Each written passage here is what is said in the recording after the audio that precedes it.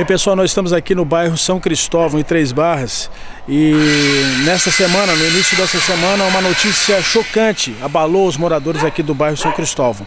A morte do professor Arivaldo Ribeiro, professor Ari, professor de Geografia, aqui da escola Frei Menandro Campos, aqui do bairro São Cristóvão. E o professor foi encontrado morto aqui na sua casa na noite de terça-feira. Por volta de 20 horas, a funcionária dele, a diarista da casa, veio até a casa porque mandou algumas mensagens através do celular e não obteve resposta. E ela veio até a casa para ver o que havia acontecido e encontrou, juntamente com uma vizinha, o corpo do professor em meio a uma poça de sangue. O professor foi assassinado a golpes de uma barra de ferro utilizada para a musculação, que foi atingida a cabeça do professor, cerca de 10 golpes. As investigações continuam. A polícia tinha um suspeito, ainda tem um suspeito, que já compareceu na delegacia, deu depoimento, e agora as investigações seguem. Nós vamos conversar com o delegado de Três Barras e também vamos tentar ouvir aqui alguns vizinhos aqui da residência do professor para saber o que eles acham dessa situação ou se tem alguma informação a acrescentar nesse crime que chocou o bairro São Cristóvão, aqui no município de Três Barras.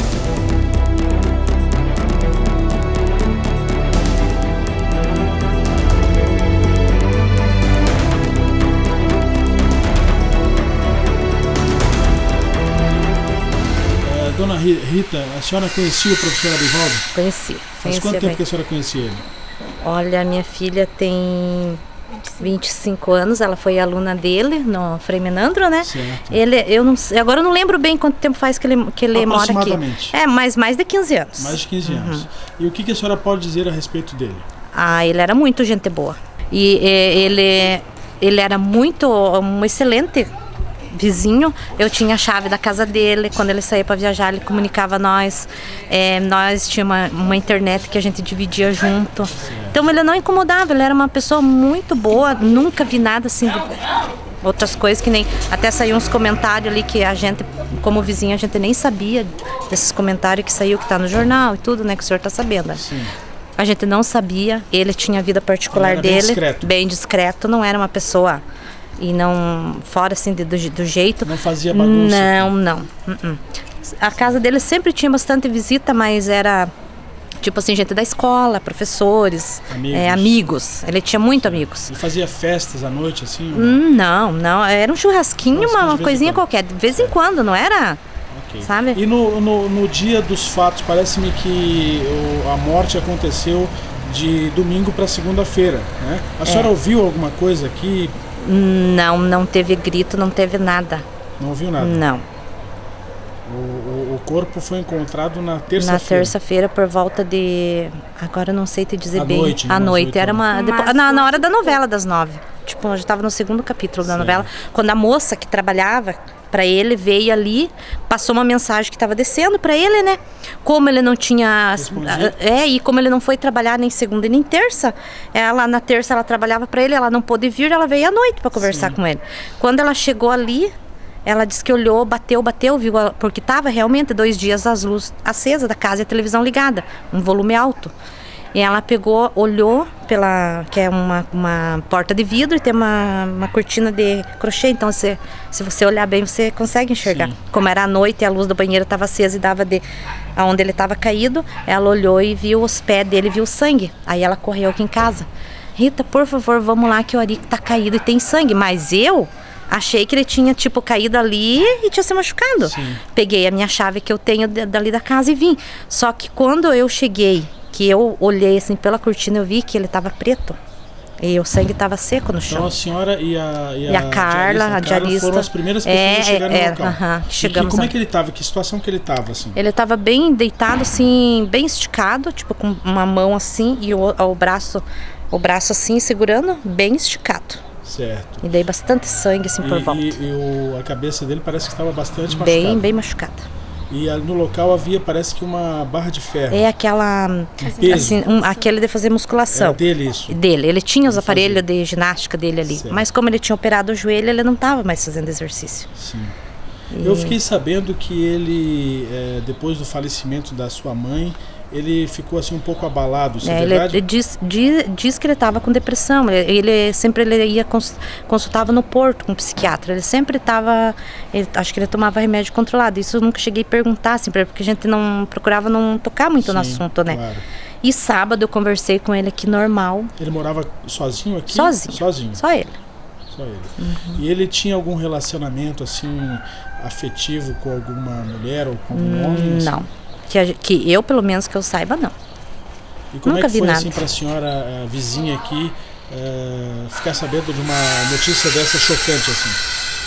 Eu fiquei muito... Nossa, eu tô até agora, assim, eu penso assim, tipo, da morte dele. Sim. Eu fiquei muito triste porque eu acho que isso daí é uma coisa que, como ser humano, se alguém tinha alguma coisa contra ele, ele não merecia ter morrido do jeito que ele morreu.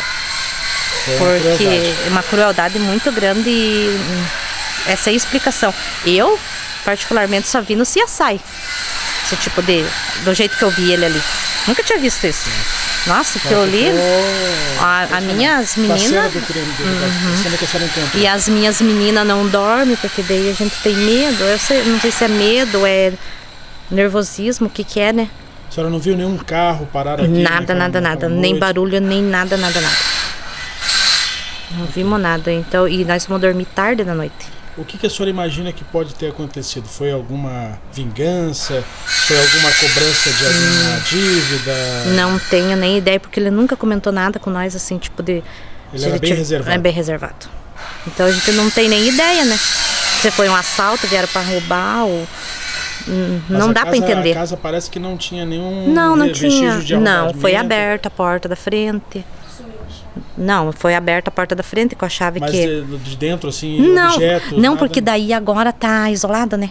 Enquanto eles não liberarem, eles não podem entrar para ver. Sim. Se faltou mas, alguma coisa. Mas a senhora não percebeu, assim, que havia falta de algum objeto, alguma televisão, alguma coisa assim? Não. Porque a televisão, até uma televisão bem grande que ele tinha, estava em um volume bem alto.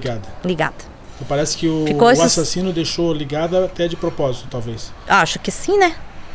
Talvez até para que as pessoas pensassem que ele estivesse ali.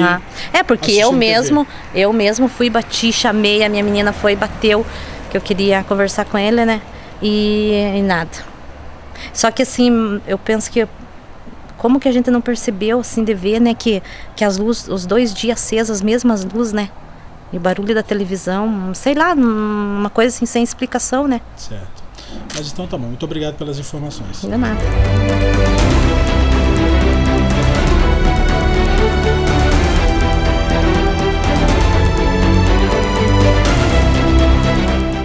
Galeria Band com as melhores opções em compras. Galeria Band. Acesso pelas ruas Paula Pereira e Major Vieira. Com a Band Matriz, Band Hering, Band Boutique, Band Brinquedos e Restaurante Band. Com delicioso buffet completo. A partir das 11h30. E aos sábados, deliciosa feijoada. Venha para a Galeria Band e faça suas compras com a facilidade que só o cliente Band tem. Band veste você. Veste a vida.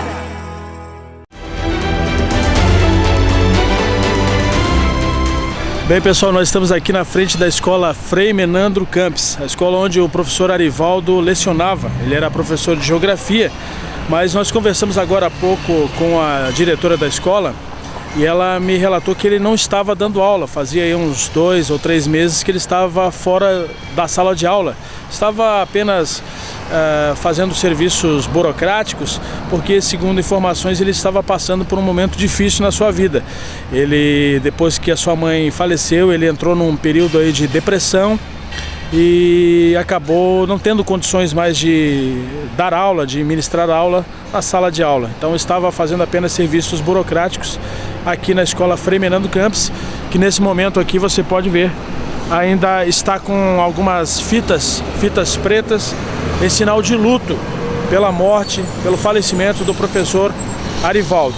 E a gente conversou com alguns funcionários da escola aqui e todos falaram que ele era uma pessoa muito boa, uma pessoa muito bacana, todos gostavam muito dele e não tinham nada para falar contra o professor Arivaldo, que infelizmente teve um fim trágico, e a comunidade escolar está realmente muito chocada, querendo uma resposta para esta situação. E nós vamos conversar com o delegado de polícia de Três Barras, Luiz Rosa Pérez. Ele vai falar a respeito do caso como que estão as investigações, em que pé estão as investigações para tentar descobrir quem foi o assassino que cometeu esse bárbaro e cruel crime aqui no município de Três Barras.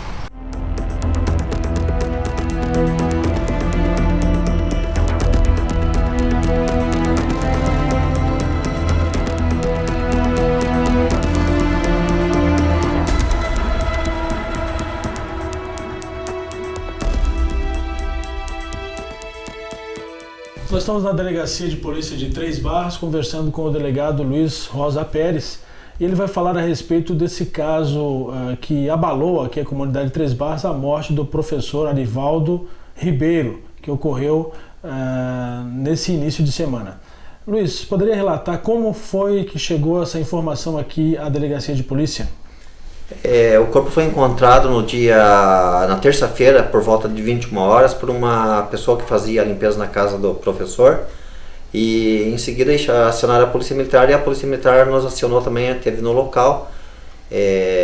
Foi também o IGP no local, foi o ML. Foi constatado que a morte do professor já tinha ocorrido, na verdade, na segunda-feira de madrugada, por volta das 2 horas. E que ele foi morto com pancadas, principalmente no crânio. Certo.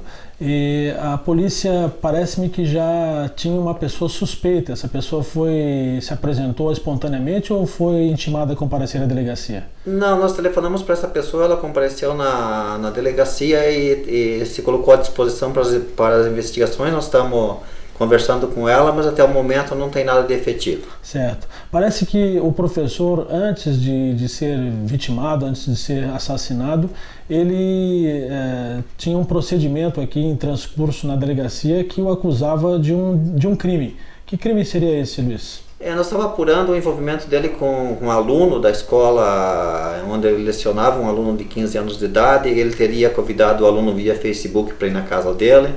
E lá, juntos, eles ingeriram bebida alcoólica, ele exibiu alguns filmes de pornografia para o aluno e teria acariciado esse aluno também. Então, nós estávamos com um procedimento instaurado, ainda está em andamento, apurando essa situação. Certo.